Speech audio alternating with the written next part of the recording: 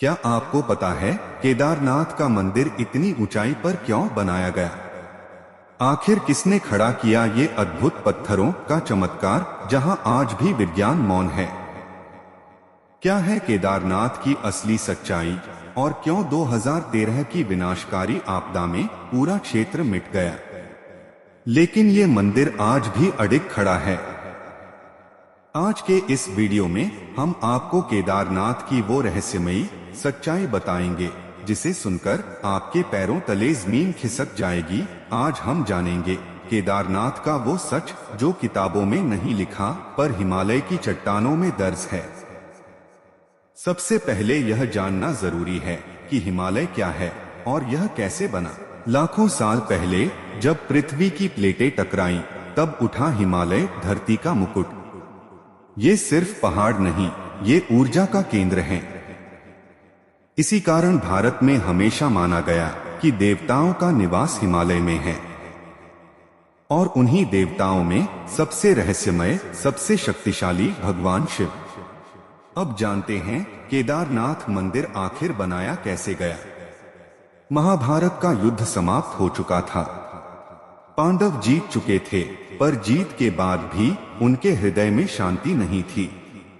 क्यों? क्योंकि उन्होंने अपने ही भाई बंधुओं का रक्त बहाया था। हजारों योद्धा मरे थे, और अब पांडवों को चाहिए था भगवान शिव का आशीर्वाद। केवल शिव ही उनके पापों का प्रायश्चित कर सकते थे।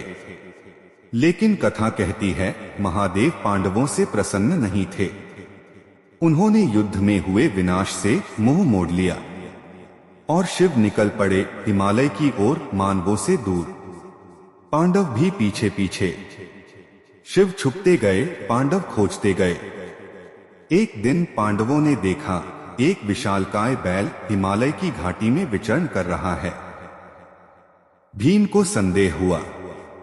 उन्होंने बैल को पकड़ने की कोशिश की, लेकिन तभी बैल धरती में समाने लगा।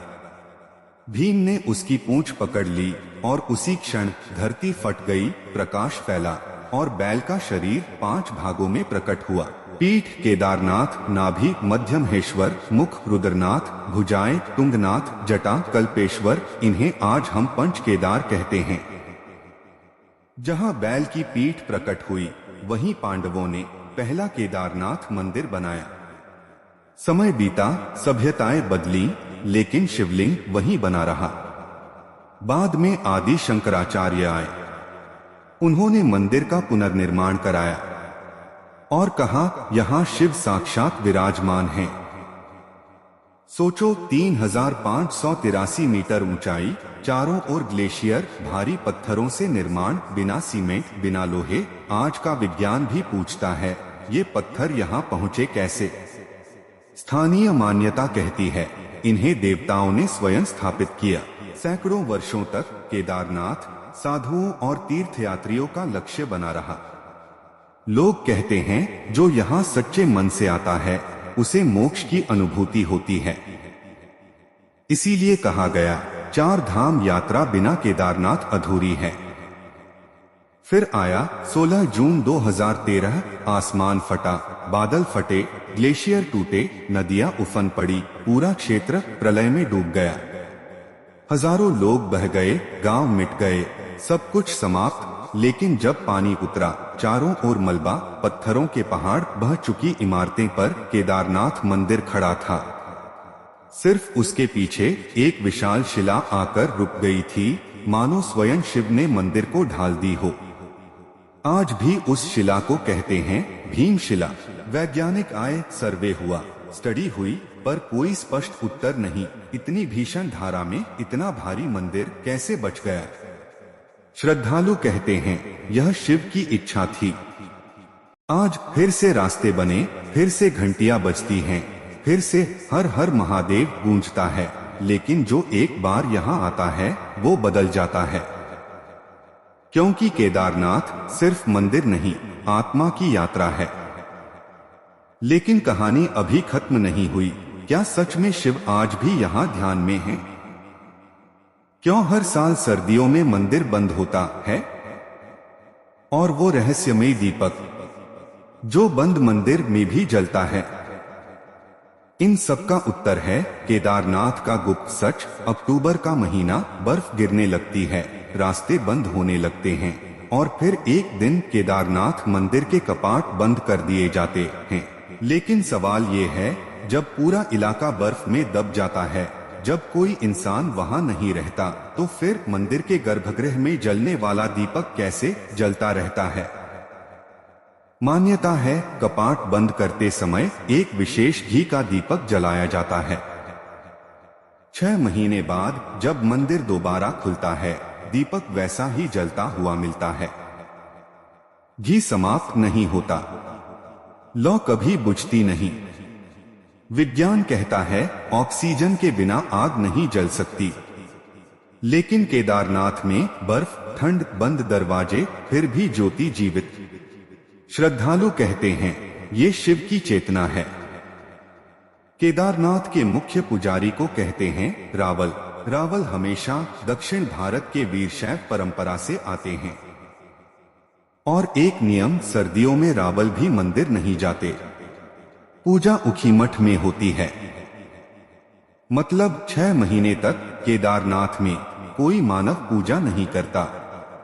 फिर भी शिवलिंग पर हर दिन बर्फ अपने आप हट जाती है, मानो कोई अदृश्य शक्ति सेवा कर रही हो। पुराने साधु बताते हैं रात के समय कई बार मंदिर के अंदर से डमरू की ध्वनि, मंत्रोच्चार, घंटियों की आवाज सुनाई देती है। लेकिन उस समय पूरा क्षेत्र खाली होता है, कोई मानव वहां नहीं, तो फिर आवाज किसकी? साधु कहते हैं ये स्वयं शिवगणों की पूजा है। पुराणों में लिखा है केदारनाथ वो स्थान है जहां महादेव आज भी समाधि अवस्था में ध्यान कर रहे हैं। इसीलिए यहाँ शिवलिंग सामान्य गोल नहीं बल्कि पीठ के आकार का है, क्योंकि ये बैल रूपी शिव की पीठ का प्रकट स्वरूप है। एक मान्यता है बद्रीनाथ मोक्ष देता है, लेकिन केदारनाथ आत्मा को शिव लोक पहुंचाता है। इसीलिए मृत्यु से पहले केदारनाथ दर्शन को अंतिम तीर्थ कहा गया। कई वृद्ध यात्री यहाँ आकर शांत मन से शिव नाम लेते हुए प्राण त्यागते हैं। 2013 की आपदा में जो विशाल पत्थर मंदिर के पीछे रुका, वैज्ञानिक कहते हैं उसका वजन कई टन है। अगर वो पत्थर 1 मीटर भी आगे होता, मंदिर मिट चुका होता। लेकिन वो ठीक पीछे जाकर रुका। स्थानीय लोग कहते हैं भीम ने अपनी गदा से उसे रोका, इसीलिए नाम पड़ा भीमशिला। सैनिक बताते हैं कई बार रात में पहरे के समय किसी के चलने की आवाज, किसी के मौजूद होने का एहसास, लेकिन पीछे मुड़ो तो कोई नहीं। वे कहते हैं यह क्षेत्र किसी अदृश्य शक्ति द्वारा संरक्षित है। आज भी केदारनाथ में नेटवर्क अक्सर काम नहीं करता। लोग कहते हैं जैसे ही मंदिर के पास आते हैं फोन बंद, सिग्नल गायब। मान्यता यहाँ बाहरी दुनिया का शोर प्रवेश नहीं कर सकता, क्योंकि ये शिव का ध्यान क्षेत्र है। इसरो और जियोलॉजिकल सर्वे की टीम आई, उन्होंने पाया मंदिर की नींव ग्लेशियर चट्टानों पर है। पानी की धारा मंदिर से बचकर निकल जाती है, लेकिन सवाल वही, इतना सटीक निर्माण हजारों साल पहले कैसे? उत्तर आज भी रहस्य। लेकिन अब आता है सबसे गहरा सच, क्या केदारनाथ सच में हिमालय के ऊर्जा केंद्र पर स्थित है? क्यों योगी यहाँ समाधि लगाते हैं? और वो गुप्त गुफा जहाँ साधु वर्षों तक जीवित रहे? हिमालय सिर्फ पहाड़ नहीं, ये धरती की स्पाइन रीढ़ मानी जाती है। और केदारनाथ इसी स्पाइन का हृदय बिंदु। प्राचीन योग ग्रंथ कहते हैं यहाँ पृथ्वी की ऊर्जा सबसे तीव्र है, यहाँ ध्यान जल्दी सिद्ध होता है। इसीलिए हजारों वर्षों से ऋषि मुनि यहाँ समाधि लगाते आए हैं। केदारनाथ के पीछे बर्फीली पहाड़ियों में आज भी कई गुफाएं हैं। किंवदंती है इन गुफाओं में साधु वर्षों तक बिना भोजन ध्यान में रहते हैं। कुछ पर्वतारोहियों ने दावा किया उन्होंने गुफाओं में जलते दीपक, गूंजते मंत्र, मानव आकृति की छाया देखी। लेकिन जब पास गए सब गायब। प्रसिद्ध योगी बताते हैं, केदारनाथ में ध्यान करने से मन स्थिर होता है, आत्मा जागृत होती है, शरीर हल्का हो जाता है। कई साधु यहीं समाधि लेते हैं और फिर कभी वापस नहीं आते।